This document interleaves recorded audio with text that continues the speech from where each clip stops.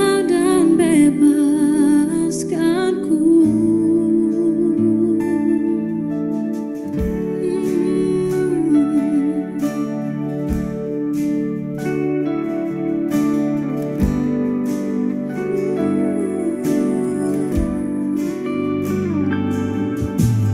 Takkan pernah ada satu pribadi seperti dirimu.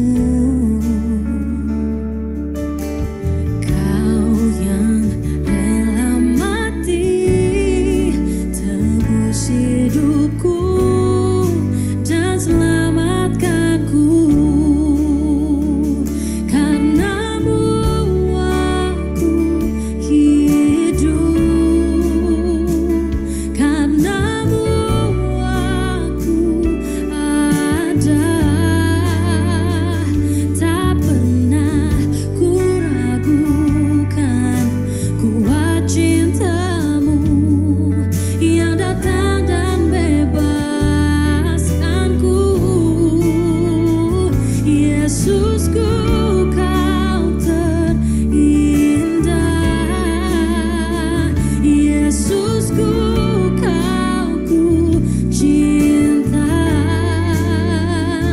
Tak akan berhenti meninggikanmu.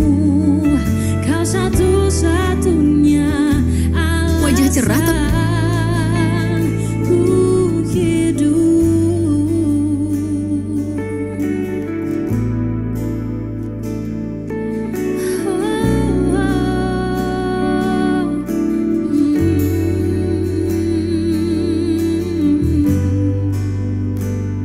Satu-satunya.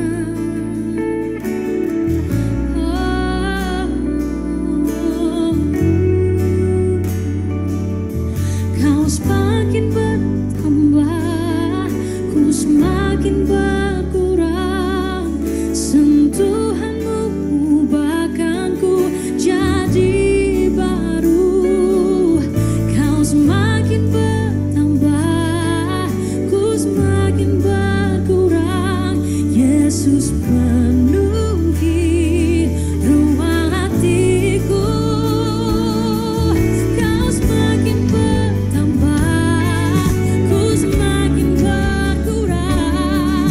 Sentuhanmu ubahkanku jadi baru. Kau semakin bertambah, ku semakin berkurang. Yesus penuhi ruang hatiku. Karenamu aku hidup, karenamu aku hidup, karenamu aku ada. Tak pernah ku ragukan kuat cintamu yang datang dan bebaskanku. Yesusku, kau terindah. Yesusku, kau ku cinta. Takkan berhenti meninggikanmu. Kau satu-satunya alasan ku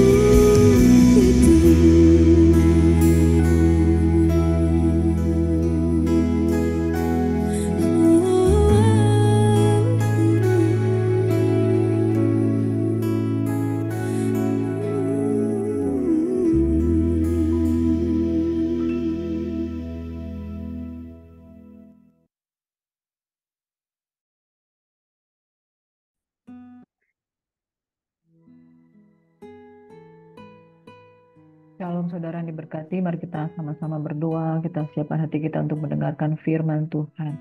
Bapa, terima kasih untuk pagi hari ini. Kebenaran-Mu menjadi bagian kami, kekuatan penghiburan. Kasih karunia dalam nama Bapa, Putra, dan Roh Kudus di dalam kehidupan kami. Kami berdoa mengucap syukur. Kami siap mendengarkan firman-Mu. Haleluya. Amin. Shalom saudara, tujuan kita berdoa setiap pagi adalah untuk mengundang Yesus hadir dalam kehidupan kita, sehingga bukan kebenaran kita lagi, melainkan kebenaran Kristus yang ada di dalam kita, bukan kebenaran diri sendiri. Oleh sebab itu saudaraku yang diberkati oleh Tuhan Yesus Kristus, setiap kali kita duduk di kaki Tuhan, katakan, biarlah kebenaran-Mu Tuhan yang memerintah, bukan kebenaran diri sendiri. Sebab setiap kita punya cara berpikir masing-masing, punya motivasi masing-masing.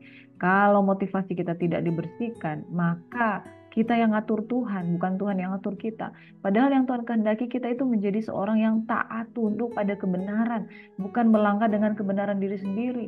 Jangan kita sudah ada konsep, mindset kita udah setting, baru kita mulai mengatur Tuhan. Kita berdoa, kita atur Tuhan. Kita melangkah, kita atur Tuhan. Kita pagi-pagi benar hanya melapor kepada Tuhan, Bapak saya mau melakukan ini, dan itu. Bukan mendengar petunjuk dari Tuhan, apa yang Tuhan mau, apa yang Tuhan perintahkan, apa yang Tuhan kehendaki, dan tujuan apa yang Tuhan mau di dalam kehidupan kita. Saudara, ketika kita katakan kita anak Tuhan, berarti the Master will guide our way. Saudara, jangan kita yang bikin line kita sendiri, jangan kita bikin rencana kita sendiri. Ketika kita mengalami kegagalan, lalu kita mulai kecewa dan menyalahkan Tuhan. Bapak Ibu Saudaraku yang diberkati, diberkatilah orang yang mengandalkan Tuhan, yang menaruh harapannya hanya kepada Tuhan. Pagi-pagi benar pada waktu hari masih gelap, Yesus saja ketika dia 100% Allah, 100% manusia, dia mencari kehendak Bapa. Bagaimana mungkin kita tidak mencari kehendak Bapa dan berjalan di dalam kebenaran diri sendiri? Orang yang berjalan dengan kebenaran diri sendiri, dia akan tersesat. Orang yang berjalan dengan kebenaran diri sendiri, dia biasanya suka mengatur Tuhan. Orang yang berjalan dengan kebenaran diri sendiri suka menyalahkan keadaan karena dia punya pemikiran sendiri, dia harap tujuannya tercapai, dia tidak mau mengikuti tujuan Tuhan. Akhirnya kecewa dan kemudian ketika dia dapati sudah sangat jauh melangkah dari kehendak Tuhan, hamartia, terjadi dosa di sana karena bukan seperti apa yang Tuhan mau, tapi hanya seperti apa yang kita mau. Saudara, orang Farisi, orang Saduki, ahli Taurat, imam-imam kepala, mereka adalah orang-orang yang punya banyak pengetahuan.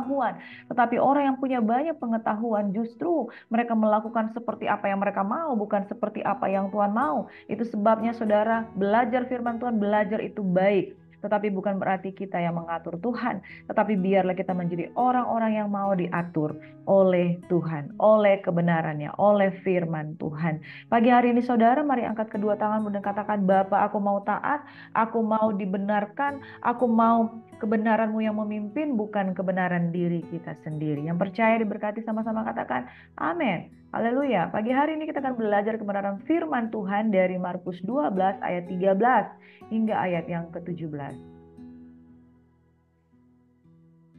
Firman Tuhan berkata, kemudian disuruh beberapa orang Farisi dan Herodian kepada Yesus untuk menjerat dia dengan suatu pertanyaan. Orang-orang itu datang dan berkata kepadanya, Guru, kami tahu engkau adalah seorang yang jujur. Dan engkau tidak takut kepada siapapun juga sebab engkau tidak mencari muka. Melainkan dengan jujur mengajar jalan Allah dengan segala kejujuran. Apakah diperbolehkan membayar pajak kepada Kaisar atau tidak? Haruskah kami bayar atau tidak? Tetapi Yesus mengetahui kemunafikan mereka lalu berkata kepada mereka, mengapa kamu mencobai aku? Bawalah kemari suatu dinar supaya kulihat. Lalu mereka bawa. Maka ia bertanya kepada mereka, gambar dan tulisan siapakah ini? Jawab mereka, gambar dan tulisan Kaisar. Lalu kata Yesus kepada mereka, berikanlah kepada Kaisar apa yang wajib kamu berikan kepada Kaisar, dan kepada Allah apa yang wajib kamu berikan kepada Allah. Mereka sangat heran dan mendengar dia. Saudara, dari awal kita melihat saja motivasi dari orang Farisi dan Herodian itu adalah untuk menjerat Yesus dalam satu pertanyaan. Saudara, mereka bertanya, engkau adalah seorang yang jujur, engkau tidak takut siapapun. Bolehkah membayar pajak kepada Kaisar ataukah kami bayar atau tidak? Saudaraku, tujuan pertanyaan ini adalah bukan bertanya, tetapi untuk menjerat Yesus dengan suatu pertanyaan. Saudaraku yang diberkati, ada orang yang datang kepada Tuhan tidak sungguh-sungguh berdoa, tidak sungguh-sungguh bertanya, tetapi hanya untuk menguji dan mencoba Yesus. Itu sebabnya firman Tuhan berkata, jangan engkau mencobai Tuhan Allahmu. Sebab orang yang mencobai Tuhan, dia tidak percaya Tuhan dan dia mencobai Roh Kudus. Dia adalah orang yang sebetulnya tidak patut masuk di dalam kerajaan Allah. Karena orang-orang yang mencobai Yesus dengan pertanyaan, sebenarnya hati mereka tidak percaya.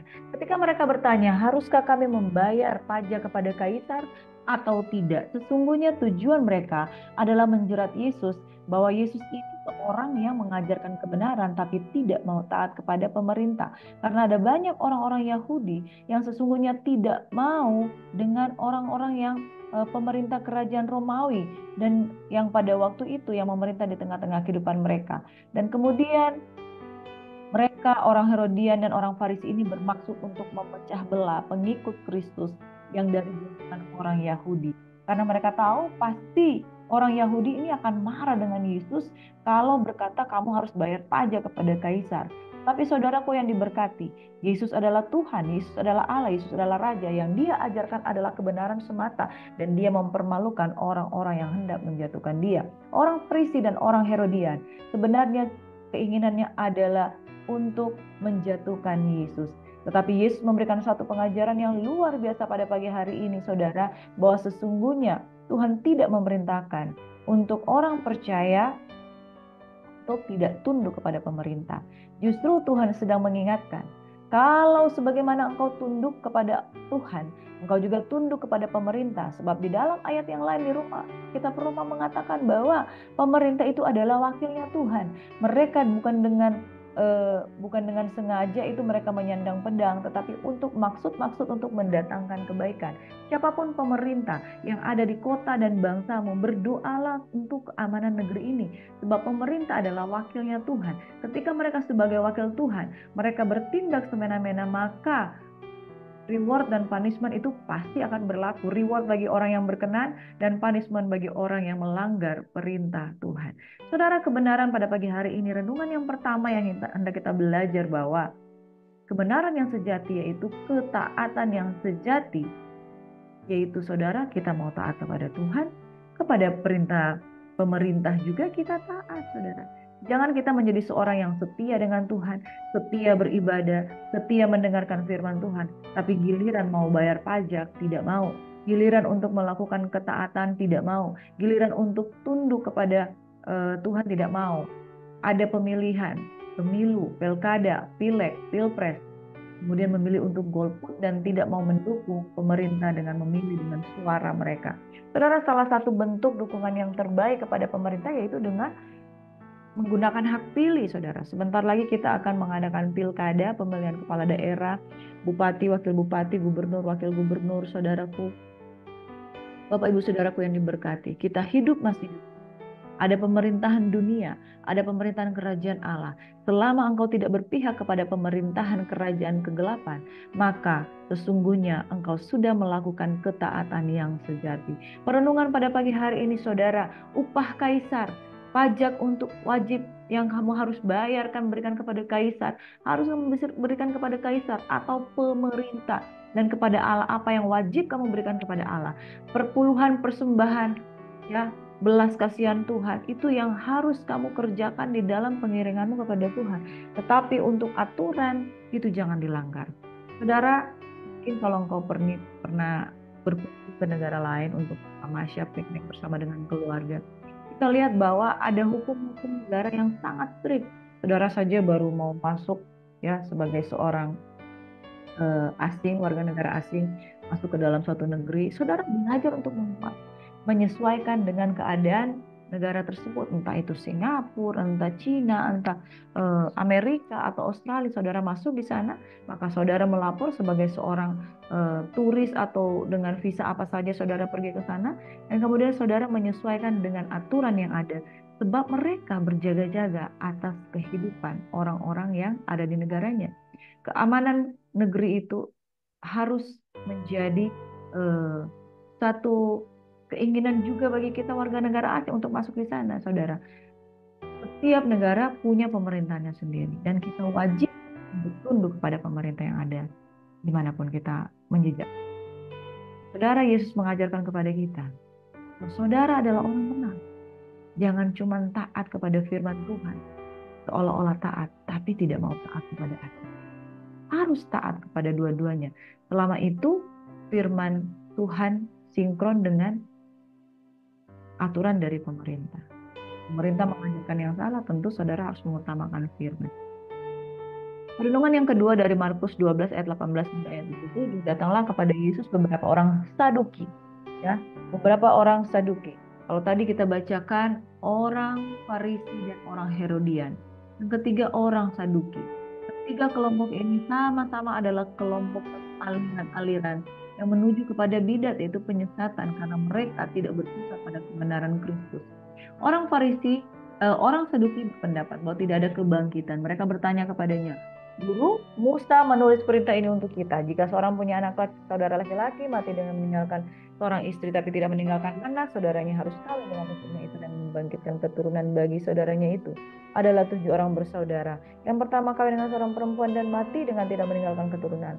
Lalu yang kedua juga mengawini dia dan mati dengan tidak meninggalkan keturunan. Dengan yang ketiga dan begitu seterusnya, ketujuhnya tidak meninggalkan keturunan. Dan akhirnya sesudah mereka semua perempuan itu pun mati. Pada hari kebangkitan kepada mereka bangkit, siapakah yang menjadi suami perempuan itu? Sebab ketujuhnya telah beristrikan dia. Jawab Yesus kepada mereka, kamu sesat. Justru karena kamu tidak mengerti kitab suci maupun kuasa Allah. Sebab apabila orang bangkit dari antara orang mati, orang tidak kawin dan tidak dikawinkan, melainkan hidup seperti malaikat di surga. Dan juga tentang bangkitnya orang mati, tidakkah kamu baca dalam kitab Musa dalam cerita tentang semak duri, bagaimana firman Allah kepadanya, akulah Allah Abraham, Allah Ishak dan Allah Yakub. Ia bukanlah orang mati melainkan Allah orang hidup. Kamu benar-benar sesat. Sekarang ini sama saja mereka mencari pembenaran diri sendiri. Mereka sebenarnya sudah meyakini tentang satu pemahaman, tentang ideologi, tentang satu doktrin, tidak ada kebangkitan. Mereka sudah memegang doktrin itu di kepala mereka. Ya, mereka sudah mengokohkan pemahaman mereka dengan tidak ada kebangkitan. Tiba-tiba mereka bertanya tentang kebangkitan. 7 orang yang kemudian mati dan ketika dia bangkit, dia menikah dengan istrinya yang membangkitkan keturunan bagi saudaranya itu. Sampai 7 saudara itu menikah dengan siapa yang menjadi suaminya ketika di hari kebangkitan. Tujuan pertanyaan ini sama sekali bukan bertanya, tapi untuk mengerti. Saudara, sesungguhnya mereka tidak paham proses kebangkitan dan mereka sudah menolak sejak awal. Dan kebenaran diri sendiri itulah yang membinasakan mereka. Saudara, dari perenungan pada pagi hari ini ada 3 poin yang saya simpulkan, bahwa yang pertama, ketaatan sejati yaitu taat firman Tuhan, taat juga kepada aturan pemerintah. Apa yang menjadi hak kaisar berikan kepada kaisar, apa yang menjadi hak Tuhan berikan kepada Tuhan. Yang kedua, kebenaran sejati adalah kebenaran bukan dari kebenaran diri sendiri, tetapi seperti apa kata firman Tuhan. Orang Farisi, orang Herodian, orang Saduki, ketiga kelompok ini hanya untuk mencari cara untuk menjerat Yesus. Sehingga mereka bertanya bukan tujuan untuk memperoleh pengetahuan, tetapi mereka bertanya untuk menjatuhkan dan mencari celah dari setiap jawaban Kristus. Tetapi kebenaran sejati tidak bisa diselewengkan. Kebenaran sejati mengatakan bahwa berikan hak kaisar, berikan haknya Tuhan. Dan kemudian kebangkitan itu bukanlah seperti apa kata orang-orang yang tersesat. Kebangkitan orang hidup karena Allah kita ada Allah yang hidup. Dan di surga nanti tidak ada lagi kawin dan mawin, melainkan semua orang hidup sebagai malaikat surgawi. Maka orang Saduki itu pun terdiam. Kebangkitan sejati sesungguhnya bukan kawin mawin dan bukan untuk kesenangan duniawi, melainkan orang hidup sebagai malaikat di surga sebagaimana yang Tuhan kehendaki. Saudara, berbicara tentang kebangkitan bukan berbicara untuk kesana ketika kita mati, kita bangkit, kita ketemu dengan bidadari. Tujuan untuk hidup dengan bidadari apa? Kesenangan duniawi. Saudara, kebangkitan yang sejati bukan berpusat kepada kesenangan duniawi, tetapi berpusat kepada kehendak Bapa di surga, yaitu Dia ingin setiap orang yang dibangkitkan hidup sebagaimana Kristus, sebagaimana malaikat di surga, bahkan dengan derajat yang jauh lebih tinggi daripada malaikat di surga. Pada pagi hari ini renungan mengingatkan kita bahwa milikilah ketaatan sejati, milikilah kebenaran sejati, milikilah pemahaman tentang kebangkitan yang sejati. Dan orang yang berpusat pada kebenaran Kristus tidak akan berpusat pada kebenaran diri sendiri. Saudara, ketika kita belajar firman Tuhan, hati kita itu harus lunak. Hati kita harus mau dididik. Hati kita harus mau diarahkan pada kebenaran yang sejati, bukan pada kebenaran diri sendiri. Saya berdoa pada pagi hari ini, saudara, ketika saudara mendengarkan firman Tuhan, bukan kekuatanmu, bukan gagahmu, tetapi firman Tuhan yang menguasai. Bahkan tujuan firman adalah mengubah paradigma, mengubah pola pikir, sehingga terjadi metanoia. Yang lama sudah berlalu, sesungguhnya yang baru sudah datang, yaitu pikiran yang baru, pikiran yang Kristus, pikiran yang memandang wajah Tuhan senantiasa. Mari saudara, pada pagi hari ini kita akan berdoa untuk pokok-pokok doa yang selama ini jemaat kekasih Tuhan sudah titipkan di tengah-tengah kehidupan kita. Mari kita bawa pokok-pokok doa ini di dalam nama Tuhan. Bapa di surga, kami berdoa di dalam nama Yesus Kristus Tuhan. Setiap pokok-pokok doa pergumulan saudara-saudara kekasih kami yang menitipkan kepada kami. Keluarga besar Tuhan Simbolon yang senantiasa menitipkan doa untuk pertumbuhan iman mereka.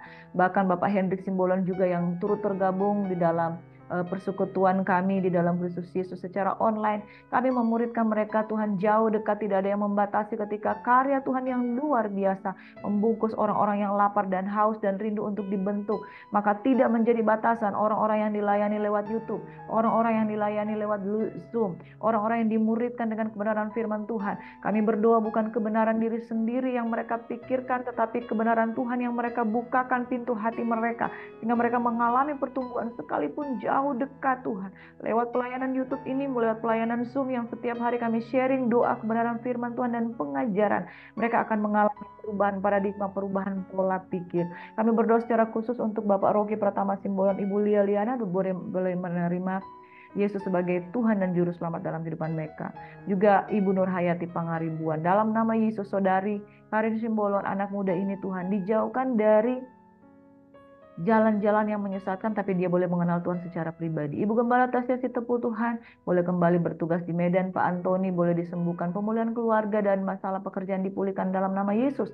Saudara Jerry Simbolon boleh dipulihkan dari kehidupan manusia lamanya, terus mengalami perubahan dan tidak mengalami kejatuhan. Beberapa hari lagi Tuhan dia akan sekolah sebagai hamba Tuhan dimanapun dia berada. Di sekolah Alkitab Purbasari ini dia boleh bertumbuh mengenal Tuhan lebih dalam lagi. Dia menjadi orang yang senantiasa seperti kanak-kanak yang mau terus dibaharui dengan pengetahuan kebenaran firman Tuhan.